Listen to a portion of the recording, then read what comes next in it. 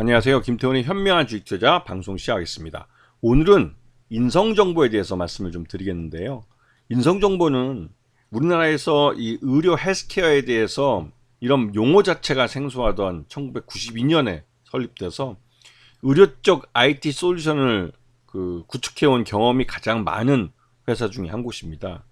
그래서 이 업체 매출 외형은 뭐 2,500억 이 정도 단위에서 꾸준히 이어지고 있고, 최근 들어서 이 비대면 진료가 정부에서 이제 합법화 시켜주려고 하고 있기 때문에 더 중요성이 있는 회사입니다. 이 원격 진료 같은 경우는 이 병의원도 IT 솔루션을 갖고 있어야 되고, 일반 가정도 거기에 맞는 최소한의 이 화상 통화를 할 수 있는 그런 솔루션을 갖고 있어야 합니다. 그리고 일단 문진을 이 IT 솔루션을 갖고 해야 되기 때문에 우리가 스마트폰이나 또 집에 있는 카메라가 달려있는 노트북 뭐 이런 것들을 이용해서 서로 커뮤니케이션을 해야 되는 거군요. 그리고 기본적으로 이 병의원은 이 의사와 환자 간의 이 비대면 이 진료하는 기록을 외부에서 이 개인정보가 유출되지 않도록 확실하게 보안이 돼 있는 그런 통로를 통해서, 그리고 이러한 의료 행위가 정확하게 환자에게 전달될 수 있도록 모든 행위가 또 녹화되고 하는 그런 솔루션이 필요합니다. 그런 것들을 이 인성정보가 만들어주는 거죠. 그래서 이 홈케어 시스템에 대해서는 일찍부터 이 인성정보가 구축해온 경험도 있고, 특히 자회사를 통해서 미국에서는 이미 이러한 홈 헬스케어 서비스를 하고 있는 그런 업체입니다. 그래서 이미 경험이 있는 회사라고 할 수가 있죠. 지금 이 회사의 올해 1분기 실적만 놓고 보면 이 IT 인프라 쪽을 사업을 하고 있고, 헬스케어 부분뿐만 아니라 소프트웨어나 이런 것들을 갖고 이 의료 쪽 IT 솔루션을 해주는데 매출액의 대부분이 다 발생하고 있죠. 근데 여기에 뭐 시스코나 뭐 주피터, 오라클 같은 이런 외국의 통신 장비 업체들을 사용합니다. 그런 장비들을. 자, 이 회사의 1분기 실적을 보게 되면 매출 외형은 소폭 줄어들었고, 그다음에 이 영업 손실을 보고 있습니다. 그리고 이 단기 순손실도 역시나 30억 정도, 37억 정도 아주 크게 발생하고 있죠. 그런데도 불구하고 최근에 뭐 이 인성정보의 주가가 계속 오르는 걸 볼 수 있는데요. 지금 현재 이 인성정보가 갖고 있는 IT 솔루션이 시장 자체가, 즉 비대면 진료 시장 자체가 이제 처음으로 합법화되면서 빠르게 성장을 하려고 시동을 걸고 있습니다. 지금은 이 한시적으로 비대면 진료를 허용해서 시범 사업 형태로 하고 있는데요.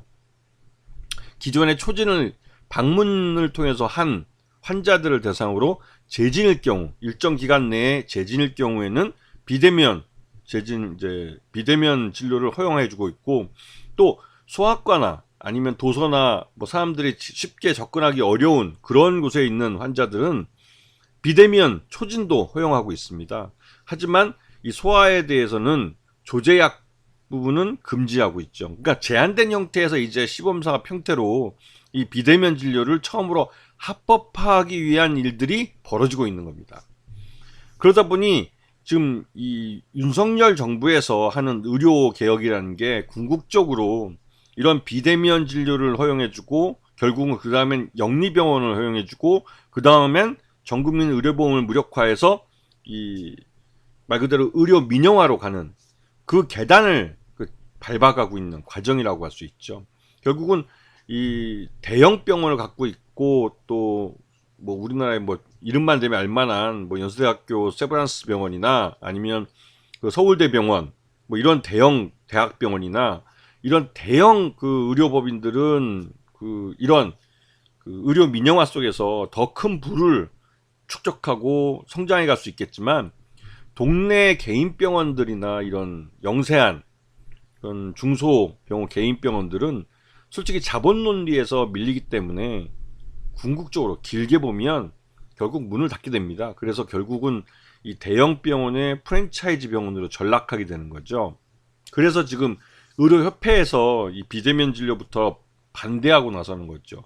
다 이유는 있습니다. 하지만 요번에 윤석열 정부에서 하고 있는 시범 사업은 이 동네 병의원급에 한해서만 허용을 해준 겁니다. 왜 그랬을까요? 동네 병의원들이 일단 비대면 진료 시스템을 갖추고 이러한 비대면 사업을 하게 되면 초기에 동네 이 의원, 병의원들이 수익이 늘어날 수 있습니다. 하지만 궁극적으로 이렇게 해서 대부분의 이 동네 병의원들이 비대면 진료를 하게 되면 그때부터 일부 개인 병원들 중에 자본이 축적되는 데서는 이제 영리병원으로 가고 싶어 하죠. 뭐 불행이지만 최근 들어서 뭐 지방 도시나 또 얼마 전에는 또 서울에서도 그 어린 자녀가 뭐 운동을 하든 뭘 하든 다쳐가지고 갑자기 이제 그 입원할 병원을 찾아서 몇 군데 병원을 전전하다가 결국은 길거리에서 죽었다는 뉴스를 보셨을 겁니다. 우리나라는 모든 병의원이 이 긴급 의료 서비스를 할 수 있는 그 당연직 그런 의료 법인으로 지정되어 있습니다. 그래서 환자를 거부할 수 없죠. 하지만 미국 같은 경우는 영리병원을 허용하고 있기 때문에 그 영리병원은 돈이 없는 환자를 거부할 수 있습니다.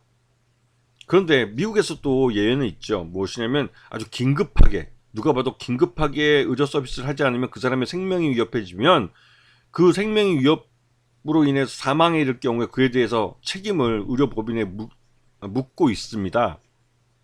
무조건 영리병원이라고 해서 다 환자를 거부할 수 있는 건 아니죠. 근데 우리나라는 지금 모든 병의원이 이 긴급 의료기관으로 지정되어 있는데도 불구하고 길거리에서 죽는 환자들이 발생하고 있습니다. 벌써부터. 그런데 이게 진짜로 영리병원을 허용해 줄 경우에는 실제로 돈이 없으면 제대로 된 의료 서비스를 받지 못하고 죽을 수 있는 환자들이 더 많아질 수밖에 없는 거죠. 그런 세상이 만들어질 겁니다. 근데 그 전에 일단은 이러한 동네 병의원들도 비대면 진료를 하기 위한 그 IT 솔루션을 설치를 해야 되고 투자를 해야 됩니다. 그래서 그러한 부분에서 인성정보는 가장 큰 수혜를 보는 종목이죠. 왜냐하면 인성정보가 갖고 있는 의료 IT 솔루션은 이 비대면 진료의 A부터 Z까지 거의 모든 것을 갖고 있을 뿐만 아니라 이미 홈케어, 헬스케어에 대해서는 미국에서 자회사를 통해서 해본 경험을 갖고 있는 어떻게 보면 유일한 국내 IT 솔루션 회사라고 할 수 있죠. 그렇기 때문에 최근 들어서 이 비대면 의료 진료, 그러니까 비대면 진료가 부분적으로 합법화된 이후에 주가가 오르는 걸 보시면 확실히 인성정보가 적자 회사인데도 불구하고 주가가 오르는 걸 봐서는 조만간에 이런 시범 사업으로 동네 병의원들이 이런 홈케어 의료 IT 솔루션에 대한 투자를 늘리면서 이 인성정보는 적자에서 흑자로 돌아설 가능성이 크고요. 그리고 향후에는 동네 의원급이 아닌 중대형급 병원 그리고 더 나아가서는 대형 병원에서도 이러한 원격 진료를 허용해 줄 경우에는 뭐 인성정보 같으면 시장 자체가 커가고 있는 거기 때문에 실적이 좋아질 수밖에 없는 겁니다.